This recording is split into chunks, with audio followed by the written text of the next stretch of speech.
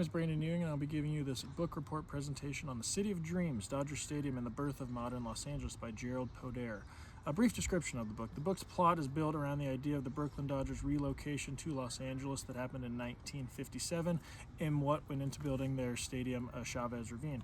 It highlights between the civic clash between the middle-class suburbanites who wanted a lower tax city, who were in a battle with the business leaders who viewed the stadium as a project that was necessary to help grow the city's infrastructure. The Chavez Ravine controversy, which the stadium is named after, played a massive role as Dodgers owner Walter O'Malley planned to build the stadium on a site originally planned for a lower-income housing project. The building of the stadium caused a forced eviction of the Mexican-American citizens of the remaining families in Chavez Ravine, which caused a fair amount of backlash. Chavez Ravine was ultimately funded using private funds with the goal of creating a state-of-the-art stadium to help solidify Los Angeles, one of the premier tourist destinations in Major League Baseball. Los Angeles' goal was to be a lot like their counterparts in New York, Chicago, and San Francisco, and to create a stadium that not only the city of Los Angeles could rally behind, but could also become a tourist attraction that everyone around the world could see as well. Hi, this is Caitlin from the LA News. What suggestions for the author do you have, if any? I actually don't have any suggestions for the author. I thought Gerald Poder did a great job of presenting the arguments from both parties, from the parties of the Mexican-American citizens and what it was like to be relocated from the area, and what it was like from the Walter O'Malley camp and the Dodgers ownership that was trying to build the stadium. The only suggestions I would have for future work is updating, obviously, what has happened over the course of the last 50 years and how the Los Angeles Dodgers still acquired that land and how it's still a talking point to this day of how they maybe did so wrongfully and how unethical it was for the people that were living there. And no matter all the massive renovations that Chavez Ravine has had, and they've had a ton of them to keep the stadium as modern as it could because it's the third oldest stadium in the MLB behind Fenway Park in Wrigley Field, there's still that massive shadow kind of cast over the idea of how the O'Malleys privately funded that area and how it came to be and just the way that it went about it. So I would just continue to update the public and maybe even make another story on what it looks like to this day and maybe what they could have done better to deal with the backlash, which I'm sure we'll get into here in a bit. Okay. What in the book drew you in or interested you? The biggest thing that interested me was kind of how the Dodgers acquired the stadium and all the backlash that went into it. It felt like an incredibly unique situation where the land was already promised to a group of people and then the Dodgers ultimately seized it, or they saw an opportunity and they tried to make the most of it. You obviously don't see that often with stadium projects as they try to build them on land where there's a whole bunch of open space and all they have to do is acquire it. There's not something already promised for that area as opposed to what was going on right here. In the long run, it's certainly been a positive development for the city of Los Angeles. It's really helped shape the sports scene in their town. You saw that once they ultimately got Staples Center with the basketball teams. You've seen that with SoFi Stadium.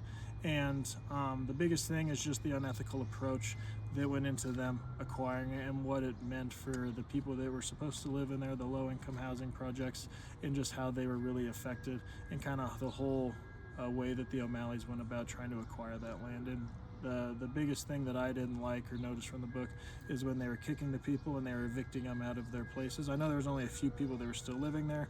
It was definitely a super unethical approach, and it made the scene not very good for the O'Malleys and the Dodgers, certainly from the beginning.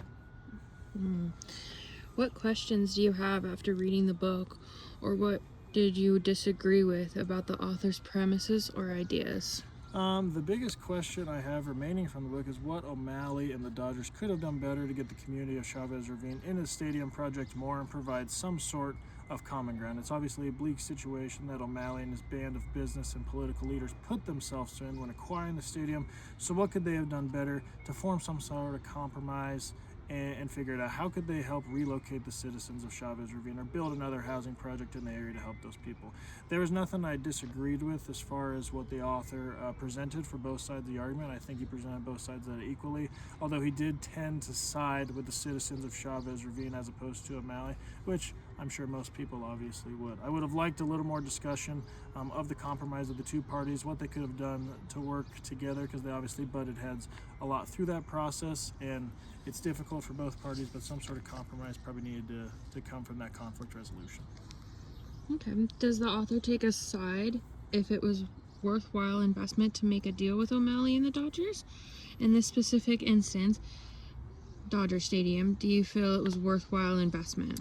I think Podaris definitely leans more towards the side of O'Malley acquiring the land through controversial means and the displacement of the residents, and could have handled it differently. O'Malley, that being. I think Podair presented a great point of that argument. For me, I think it was a worthwhile investment at the time, and it continues to be one for the Dodgers.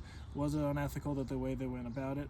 Absolutely. But the Dodgers are now valued at $8 billion to this day. They're one of the most profitable teams in the MLB. They are constantly competing for the World Series, if not winning the World Series. So the start of Chavez Ravine really helped shape the city of Los Angeles, the sports scene, and it is one of the great sports towns we have in professional sports. Whether you're talking about the Dodgers, the Lakers, Clippers, the Kings, the Chargers, the Rams, they just have so much profitability from everything, and Chavez Ravine really set the tone for that.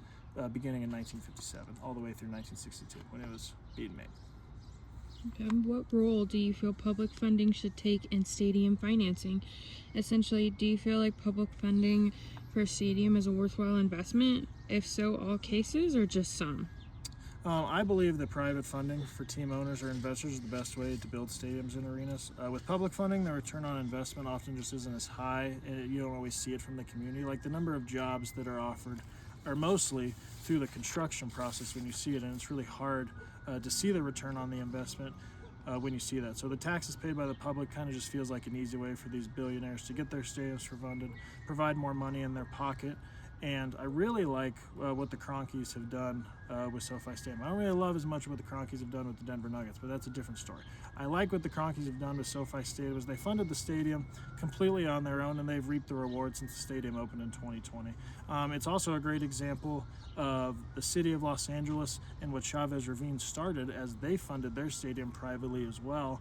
And that was all the way back in 1957. Now all the way in 2020, you're seeing something different with one of the most state-of-the-art football buildings in the world, and it hosts things not only like football but concerts. The World Cup's been there right now, and all that money is going into the Kroenkes' pocket, and the Kroenkes own the Rams, so the Rams playing there is great, but the Chargers also play there as well, and the Chargers have to pay rent to use SoFi Stadium, so that's just another way the Kroenkes are making money. So I think Chavez Ravine really shaped everything about that, and you're seeing it to this day.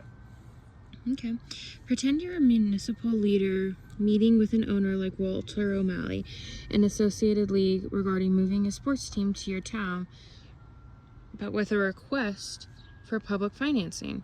What questions to help make a decision would you have for the team's owner, the sports league, or the general public? Well, the biggest thing I would be focused on is ensuring the long-term benefit for the community is going to get an equitable return. Like, is there also a main point, is the owner willing to finance privately as a stadium is not going to be financed 100% by the public? Okay, that's another thing going back to the private versus public funding of the stadium. The public's never going to fund 100% of the stadium. How much is going to be funded privately? Okay, what would the benefits of the community and how long would the lease be is another major talking point to make sure you're securing a solid partnership. So when discussing with the sports league as well, the main sticking point would be, why is our town a viable spot for relocation? It's also important to note why the team is either relocating to our city, or if it's an inaugural team, how are we going to create a stadium that builds a lasting environment built on success? We want the return on investment, the opportunity cost to be something the general public would need to be aware of, and getting those answers would be huge to make sure we're creating something that's helpful and suitable not only for our franchise, but the community we're trying to support as well. So making sure the public knows things like how much tickets are going to cost and all that's going to be super important. How can you apply what you learned from the book and topic, positive or negative, to your future career? The biggest thing that I learned from the book is it's important to understand there are always two sides to every argument. You have to try to come to an agreement that works for both parties. That's always going to be, more often than not, the beneficial outcome. Like, you're never going to make one side happy and the other side just as happy, but trying to form some sort of compromise is going to be super important. They didn't really come to a compromise in this regard. The forced evictions that O'Malley had on the remaining residents of Chavez Ravine was a real sticking point to me, and it's something I wouldn't wish on anyone. doing the right thing, regardless of losing out on potential profit, always has to be priority number one, which wasn't always the case with O'Malley and the building of Chavez Ravine. And not everything in life is always going to be about money, but whether it's a disagreement or something at work or wherever it may be, trying to form some sort of compromise with whoever the other party may be, I think is always going to be super important. It's something that I can apply, whether it's my future career or just something in my everyday life.